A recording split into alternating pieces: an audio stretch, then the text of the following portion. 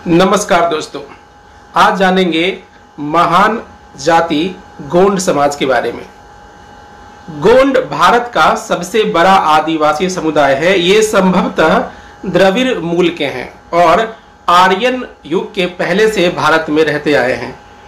गोंड शब्द कोंड से आया है, जिसका अर्थ होता है हरे पहाड़।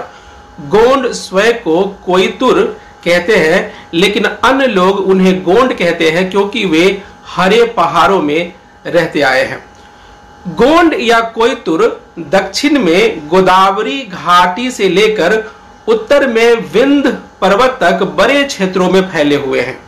मध्य प्रदेश में वे सदियों से अमरकंटक पर्वतमाला के नर्मदा क्षेत्र में विंध्य, सतपुरा और मंडला के घने जंगलों को आबाद किया है।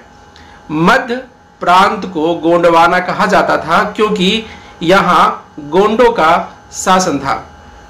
मध्य प्रदेश ब्रिटिश भारत का एक प्रांत था। इसमें मध्य भारत के मुगलों और मराठों से ब्रिटिश द्वारा जीते गए इलाके थे और वर्तमान मध्य प्रदेश, छत्तीसगढ़ और महाराष्ट्र राज्यों के कुछ हिस्से शामिल थे। गोंडवाना में तेलंगाना और आंध्र प्रदेश के इलाके भी शामिल थे। गोंडों का उल्लेख पहली बार 14वीं शताब्दी के मुस्लिम इतिहास में किया गया था। 14वीं से 18वीं शताब्दी तक इस क्षेत्र पर शक्तिशाली गोंड राजवंशों का कब्जा था, जो मुगल काल के दौरान स्वतंत्र रहे या सहायक प्रमुखों के रूप में कार्य किया।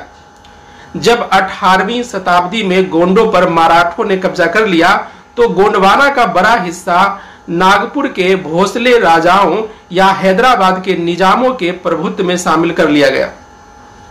कई गोंडों ने अपेक्षाकृत दुर्गम ऊंचे इलाकों में शरण ली और आदिवासी हमलावर बन गए। 1818 और 1853 के बीच इस क्षेत्र का बड़ा हिस्सा ब्रिटिशों के पास चला गया। हालांकि कुछ छोटे राज्यों में गोंड राजाओं ने 1947 में भारतीय स्वतंत्रता तक शासन करना जारी रखा, जिसे हम प्रधान गोंड कला के नाम से जानते हैं। वह वर्षों से भित्ति चित्रों के माध्यम से गोंड आदिवासी घरों में प्रचलन में थी।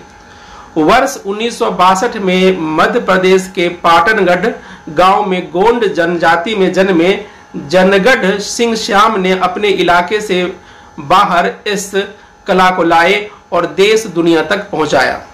समकालीन गोंड कला के क्षेत्र में पद्मश्री दुर्गाबाई व्यास, पद्मश्री भज्जू श्याम और वेंकट रमन सिंह श्याम का नाम प्रमुखता से लिया जाता है और तीनों ही जनगढ़ सिंह श्याम को प्रेरणा स्रोत मानते आए हैं। गोंड भारत के प्राचीनतम समुदायों में से एक है। यह कृषि, खेती, हर मजदूर, पशुपालन करते हैं और यह हिंदी, गोंडी, उड़िया, मराठी और स्थानीय भाषा बोलते हैं। आरक्षण व्यवस्था के अंतर्गत इन्हें आंध्र प्रदेश, उत्तर प्रदेश, बिहार, छत्तीसगढ़, गुजरात, झारखंड, मध्य प्रदेश, महाराष्ट्र, तेलंगाना, उड़ीसा और पश्चिम बंगाल में अनुसूचित जनजाति के रूप में सूचीबद्ध किया गया है। यह बता दें कि वर्तमान में उत्तर प्रदेश के कुछ जिलों में ही इन्हें अनुसूचित जनजाति का दर्जा प्राप्त है। बाकी जिलों में इन्हें अनुसूचित जाति के रूप में वर्गीकृत किया गया है।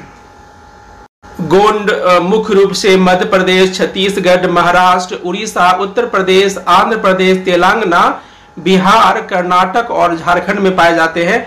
पश्चिम बंगाल और गुजरात में भी इनकी थोड़ी बहुत आबादी है। उत्तर प्रदेश में यह जाति मुख्य रूप से सोनभद्र, मिर्जापुर, वाराणसी, चंदौली, जौनपुर, भदोही, आजमगढ़, गाजीपुर, मऊ, देवरिया, बलिया आदि जिलों में निवास करती है। 2011 की जनगणना के अनुसार गोंड जनजाति की कुल जनसंख्या 11.3 मिलियन से अधिक है। अधिकांश गोंड अभी भी प्रकृति पूजा को अपनी पुरानी परंपरा का पालन करते हैं, लेकिन भारत के अन्य जनजातियों की भांति उनके धर्म पर हिंदू धर्म का महत्वपूर्ण प्रभाव रहा है। इनके मूल धर्म का नाम कोया पुनेम है, जिसका अर्थ होता है प्रकृति का मार्ग। कुछ गोंड सरना धर्म का पालन भी करते हैं। कई गोंड आज भी हिंदू धर्म का अनुसरण करते हैं और विष्णु तथा अन्य हिंदू देवी देवताओं की पूजा करते हैं। गोंड लोक परंपरा में 12 देव के नाम से जाने जाने वाले एक उच्च देवता की पूजा की जाती है। 12 देव को भगवान बरा देव या कूपर लिंगों के नाम से भी जाना जाता है। दशहरा, पोला, फाग और पशु उत्सव इनके प्रमुख त्योहार हैं। गोंड शब्द की उत्पत्ति के बारे में कोई प्रामाणिक जानकारी नहीं है। संभवतः यह शब्द बाहरी लोगों द्वारा इस जनजाति को संदर्भित करने के लिए प्रयोग करते थे। कुछ लोग मानते हैं कि इस शब्द की उत्पत्ति कोंडा शब्द से हुई है, जिसका अर्थ होता है पहाड़ी।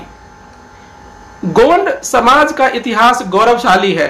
गोंडों का प्रदेश गोंडवाना के नाम से प्रसिद्ध है, जहां 15वीं और 17वीं शताब्दी में राजगोंड राजवंशों का शासन था। राजगोंड राजवंशों का शासन मध्य भारत से पूर्वी उत्तर प्रदेश और बिहार तक फैला हुआ था। 15वीं शताब्दी में 4 महत्वपूर्ण गोंड साम्राज्य थे: खेरला, गढ़मंडला, देवगढ़ और चांदागढ़।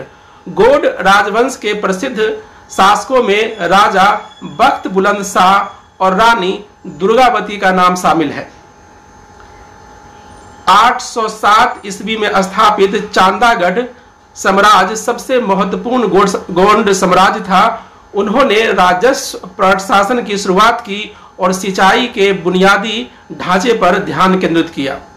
गोंड शासकों ने रक्षा के लिए किलों का निर्माण शुरू किया। बाद में किले और भी अधिक भव्य हो गए। रानी दुर्गावती गढ़मंडला साम्राज्य की एक योद्धा रानी थी, जो मुगल सम्राट अकबर के खिलाफ लड़ाई के लिए जानी जाती थी। मुगलों ने कुछ समय के लिए गोंड राज पर कब्जा तो कर लिया, हालांकि बाद में उन्होंने अपने क्षेत्र पुनः प्राप्त कर लिया। कमजोर गोंड साम्राज्य पर मराठों ने हमला किया और कब्जा कर लिया। अंग्रेजों ने नियंत्रण हासिल करने के बाद दमनकारी नीतियां लागू की। उन्होंने वन संपदाओं तक पहुंच को प्रतिबंधित कर दिया। 1910 में गोंड जनजाति ने ब्रिटिश सरकार के खिलाफ विद्रोह किया था। इसे बस्तर विद्रोह के नाम से जाना गया।